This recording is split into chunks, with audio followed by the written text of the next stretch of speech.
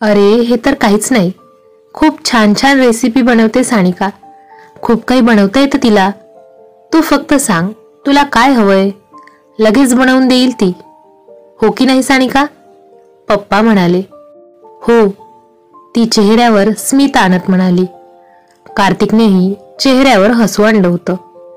मग काय हवंय कार्तिक तुला? पप्पा म्हणाले. नको नको, सध्या काहीच नको, हेच खूप भरपूर आहे.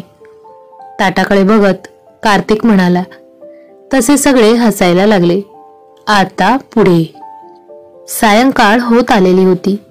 आई आणि बाबा दोघेही बागेत बसलेले होते. ते बागेतील शांतता अनुभवत होते. त्यांच्याही जीवनात भयान शांतताच तर पसरली होती. एक जवान मुलगा नियतीने हिरावून घेतल्याचं दुःख ते दोघेही अनुभवत होते.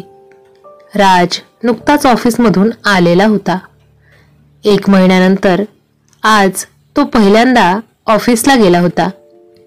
1 महिना त्याने आईबाबांना एकटं सोडलं नव्हतं. त्यामुळे दिवसभर आईबाबा कसे असतील हाच विचार त्याच्या मनात घोळत होता. तो होता ऑफिसमध्ये खरा, पण त्याचं मन घरीच होतं. आईबाबांना बागेत बघितल्यावर त्याच्या मनाला बरं वाटलं होतं. पण दोघेही विचारात आहेत हे त्याने ओळखलं होतं. तो फ्रेश होण्यासाठी रूममध्ये गेला. रूममध्ये येताच त्याला कार्तिकची आठवण झाली. दोघेही ऑफिसमधून आल्यावर कसे गप्पा मारायचे हे त्याला आठवत होतं. नकळतच त्याच्या डोळ्यात अश्रू आले. स्वतःला सावरत तो फ्रेश व्हायला बाथरूममध्ये निघून गेला. लगेच फ्रेश होऊन त्याने चहा बनविला आणि 3 कप चहा घेऊन तो बागेकडे जायला निघाला. चहा, गरम गरम चहा. थोडा एक्सायटेड होऊन राज म्हणाला. त्याचा आवाज ऐकताच आई आणि बाबा विचारातून बाहेर आले. अरे आलास बाळा? आणि हे काय, चहा तू का बनविलास? मला आवाज द्यायचा होता ना? आई म्हणाली. अगं तू इथे बसून दिसलीस मला. म्हटलं चला आज आपल्या हातचा चहा देऊया तुम्हा दोघांना. पिऊन सांगा बरं कसा झाला ते. आईबाबांना चहा देत राज म्हणाला. दोघांनीही चहा घेतला. उत्तम, बाबा म्हणाले. होय रे, मस्त झालाय, आई म्हणाली. म्हणजे जमता आता मला कुकिंग, राज हसत म्हणाला. आई आणि बाबा गालात किंचित हसले. हलकेच का असेना थोडं तरी हसले. याचा राजला आनंद झाला होता. बरं, कसा गेला तुझा आजचा दिवस? खूप दिवसांनी ऑफिसला गेलास. खूप वर्कलोड असेल ना? बाबा म्हणाले. हो बाबा, वर्क तर खूप पेंडिंग आहे, पण होईल मॅनेज, राज म्हणाला. चल मी स्वयंपाक बनवते, तुला भूक लागली असेल ना? दिवसभर खूप काम झालं असेल आज, मी पटकन तुझ्या आवडीची मेथीची भाजी बनवते, आई म्हणाली. अगं नाही, आज स्वयंपाक मी बनविणार, राज म्हणाला. तसे आई आणि बाबा एकमेकांकडे पाहू लागले. तू आज नक्की ऑफिसलाच गेला होतास ना, की कुकिंग क्लासला? बाबा म्हणाले. तसे तिघेही हसले. राजला दोघांच्या चेहऱ्यावर हसू बघून खूप खूप बरं वाटत होतं. मीच बनविते लवकर, तोपर्यंत तू तुझं ऑफिसमधील काम कर, ठीक आहे, आई म्हणाली आणि ती स्वयंपाक बनवायला निघून गेली. राजही त्याचं ऑफिस वर्क करायला निघून गेला आणि बाबा पेपर वाचण्यात मग्न झाले. दुसऱ्या दिवशी सकाळी राज तयार होऊन नाश्त्याला आला. आई खूप लगबगीने काम करताना त्याला दिसली. अरे राज, आलास? ये बस. रात्री खूप वेळपर्यंत काम करत होतास, बाबा म्हणाले. हो बाबा, ते खूप पेंडिंग काम आहे, तेच करत होतो, राज म्हणाला. आईने सगळ्यांना नाश्ता सर्व केला. अगं आई, एवढ्या गडबडीत आहेस तू, कुठे जात आहेस का? राज म्हणाला. अरे हो, तुला सांगायचंच राहून गेलं. कालच आम्ही ठरवलं की राजेश रावांकडे जाऊन यायचं, आई म्हणाली. खूप दिवस झाले त्यांच्याशी काही कॉन्टॅक्ट नाही. त्यांनी तुझी आई आजारी होती तेव्हा खूप मदत केली. ते भेटायलाही आले होते, पण आपण मात्र कुणीच त्यांच्याकडे जाऊनही आलो नाही. ते कसे आहेत हे सुद्धा जाणून घेतलं नाही. तुझी आई म्हणत होती की त्यांच्या घरी जाऊन सगळ्यांची भेट घेऊन येऊ, म्हणून आज जातोय. बाबा म्हणाले. ठीक आहे, मी ऑफिसला सुट्टी टाकतो. राज म्हणाला. अरे राज, तू कालपासूनच ऑफिस जॉईन केलंय. तुझं येणं पॉसिबल नाही, कळतंय आम्हाला. आम्ही जाऊ बरोबर, तू काळजी करू नकोस, आई म्हणाली. नाश्ता करून राज ऑफिसला आणि आई बाबा सईच्या घरी जायला निघाले. तासाभरात ते सईच्या घरी पोहोचले. राजेशराव बागेत फुलझाडांना पाणी देत होते. त्यांच्यासाठी आई बागेतच नाश्ता घेऊन आली होती. अहो, नाश्ता करून घ्या, आई म्हणाली. सईने केला का? राजेशराव म्हणाले. ती नाश्ता नको म्हणाली.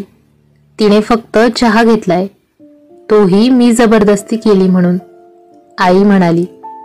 त्यांचं हे बोलणं कार्तिकचे आई बाबा दोघेही ऐकत होते. त्यांना हे ऐकून खूप वाईट वाटलं होतं. नमस्कार राजेशराव, विनायकराव म्हणाले. राजेशरावांनी मागे वळून बघितलं. नमस्कार नमस्कार, तुम्ही केव्हा आलात? राजेशराव म्हणाले.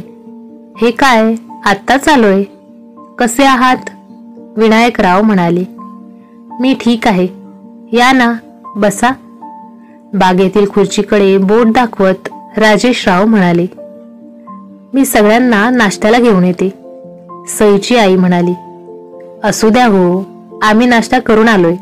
या, बसा तुम्ही इथे, कार्तिकची आई म्हणाली. अहो तसं नाही, खूप दिवसांनी घरी आलात, मी लगेच घेऊन येते नाश्ता, सईची आई म्हणाली आणि चहा नाश्ता आणायला घरात निघून गेली. कसे आहात राजेशराव, आणि बाकी सगळे कसे आहेत?